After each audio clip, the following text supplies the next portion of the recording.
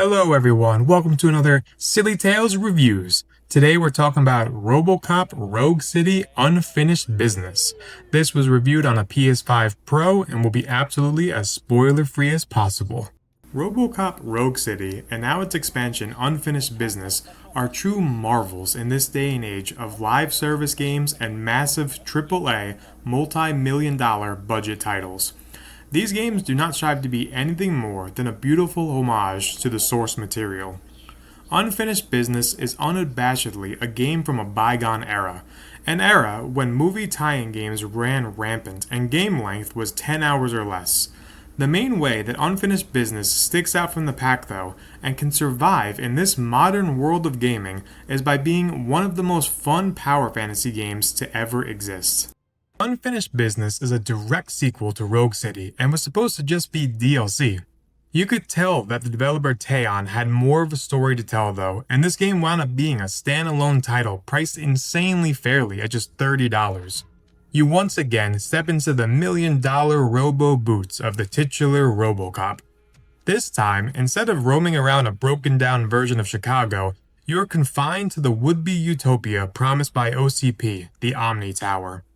You return to your precinct to find every one of your friends and colleagues murdered, and your only lead is someone at the Omni Tower that could assist in your search for the person responsible for this heinous crime. Once you arrive at the tower, you are greeted by a group of mercenaries, and the voice of a mysterious woman in your ear.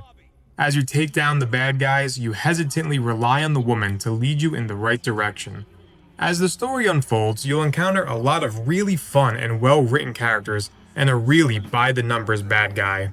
The kind of bad guy that thinks only justice could be served by killing criminals instead of arresting them because of an event that happened in his past. This game will by no means win any awards for its story or characters. It will, however, hopefully, be remembered as one of the most fun games to play and one of the few games that does its source material true justice. The gameplay of Robocop is where this entry shines brighter than Robocop himself after a walk through a car wash. I was really concerned going into this title that being confined to one building the entire game in a Judge Dredd-like setting, clearing out floor after floor of bad guys would offer little to no variety in gameplay. Man, am I ever glad to be so incredibly wrong. I believe this game surpasses the base game in every single way. This is a very simple first-person shooter where you go from arena to arena and pick off enemies one by one. I kept feeling like I was playing a version of Virtual Cop where you were off the rails because every encounter feels like a shooting gallery. Assisting you in this quest for justice is your trusty Auto 9, an infinite ammo pistol that is one of the greatest guns in gaming history. It shoots incredibly fast and accurately and blows off limbs and heads alike.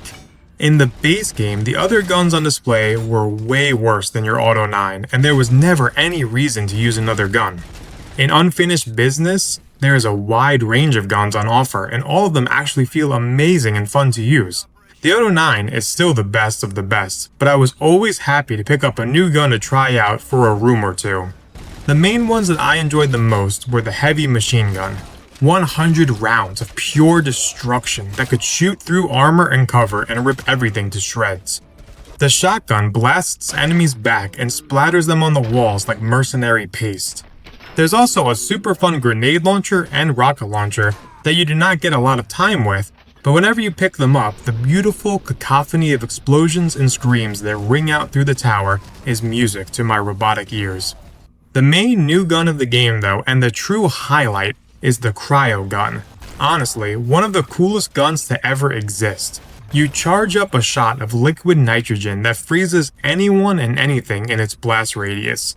It's a one-shot kill no matter who was on the other end of it, and the most insane thing is, it freezes the entire environment also, to make it look like a beautiful winter wonderland filled with frozen dead people. You also will find these computer chips you can insert into your gun that act as a sort of upgrade for the Auto 9. These are a bit confusing on how to min-max them, but there is one upgrade that makes you feel unstoppable. The full auto mode for the Auto 9. It becomes unbeatable how fast and powerful it is. Accompanying the varied arsenal at your disposal is a few tricks up your sleeves. You have a super quick dash that can put you within arm's reach of an enemy, so you can grab them and throw them at other enemies, or with such force against a wall that they will never walk again.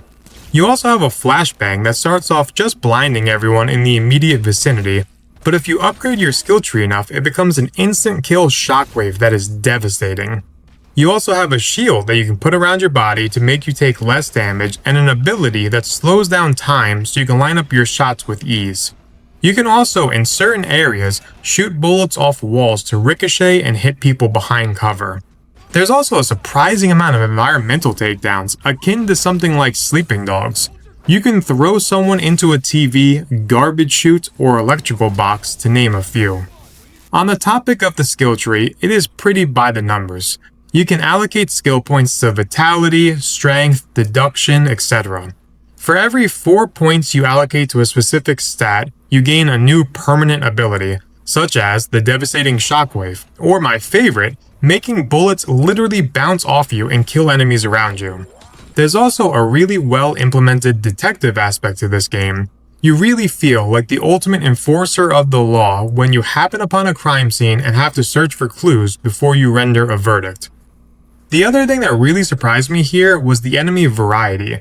There has to be a dozen or more types of enemies, and though your tactics for engaging them never change, it still makes it more enjoyable to be fighting such a varied rogues gallery of men, robots, and automated defenses than just killing the same enemy type over and over.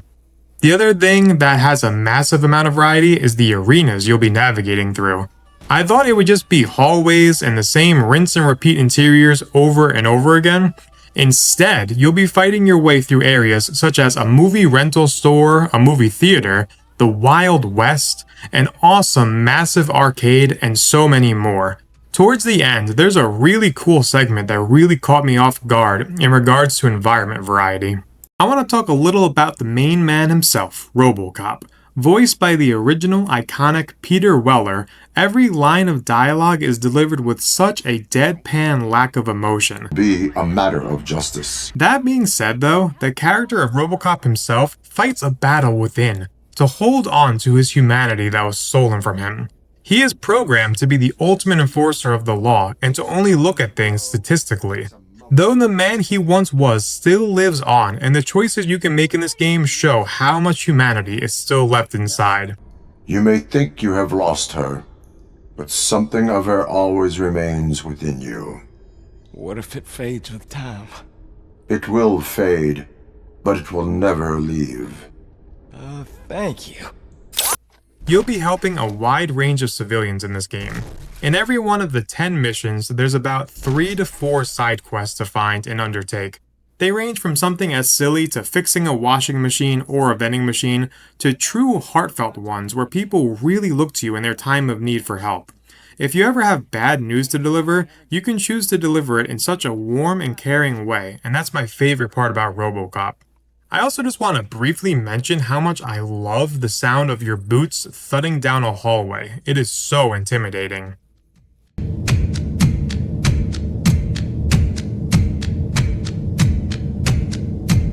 There's one section of the game where you play as Alex Murphy, the man before he became the robot. This was such a special section, not so much for the story aspects of the mission, but for how you control your character. You move faster and are much more nimble, but are also a lot more fragile. You're not unbelievably overpowered, but your gun still packs a punch. It was a really cool juxtaposition to playing as Robocop. It shows that Treyon is not a one-trick pony and could make another type of game that is not centered around Robo himself. There's also a really fun section where you play as an ED-209 unit and are completely unstoppable. This game, being a fair-priced AA title, has its fair share of bugs and glitches. Thankfully, nothing that made the game unplayable though. I was scared at one point I could not get through a door because it shut behind me and would not open again.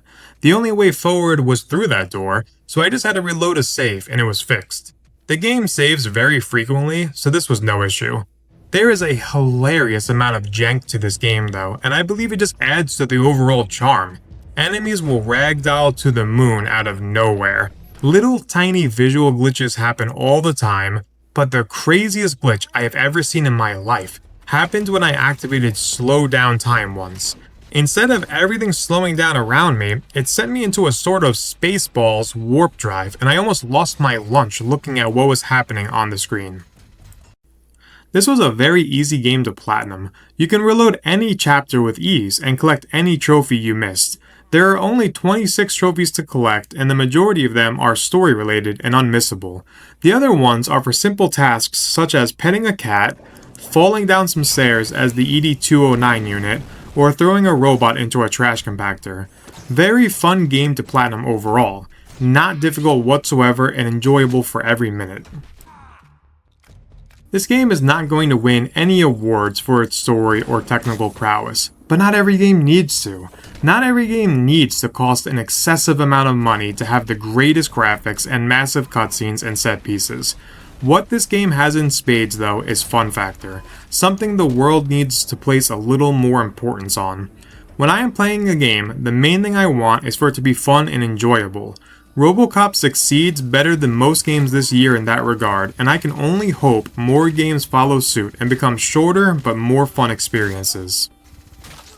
My final verdict on this game, I'm giving it a 9 out of 10. My favorite parts about the game was the combat, Robocop himself, the variety of enemies and environments, Peter Weller's voice acting, and the one thing that was, whatever, was the story, just a little bit weak.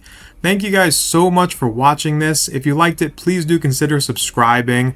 I hope you all have a great day, and I'll see you guys next time.